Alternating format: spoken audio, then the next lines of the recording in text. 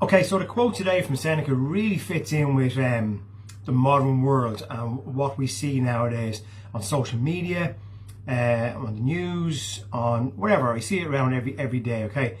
Now, this repeats itself through history, all the way through, from Stoics with philosophy, from philosopher to whoever you are, okay? All these learned people.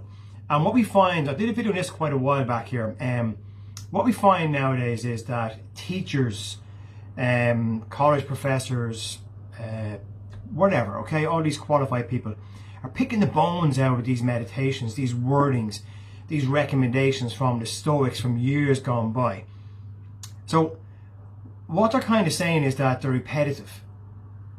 So Marcus Aurelius would have written a lot of stuff that was written before his time by some of the philosophers I've already mentioned and videos I've already done.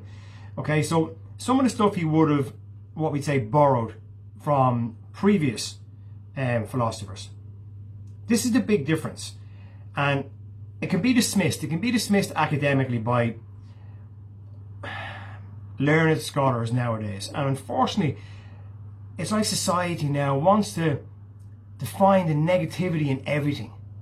So instead of looking at these wordings in a positive light and saying, wow, we can really implement some of this stuff, put it into practice in our day-to-day routines in the modern world, adapt it for us.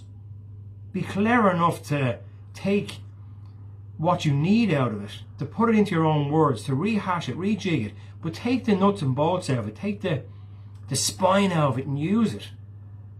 But instead we go up there, not me personally, some people go up there and to make themselves feel better, to make themselves look better in society, and with letters after the name and saying, I think, in my opinion, we all know about opinions, don't we? So in my opinion, the wordings of Marcus Aurelius are repetitive and are copied from Seneca or somebody else. Yes, maybe so. But what's the problem? The big difference is that Marcus Aurelius would put these into practice. So not only would he use the wordings, he might change the wordings of previous philosophers. He'd put them into his own words, his own interpretation of them, how he perceived it to be in his life and the time he lived in. That's how clever he was. But yet nowadays we pick the bones out.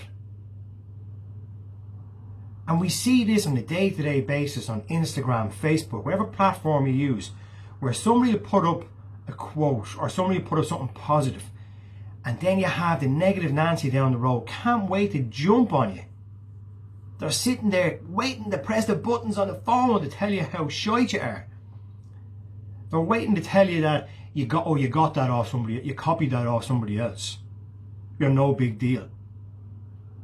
We're just waiting to shoot people down. And not only now, not only in the present moment, are we waiting to shoot people down constantly.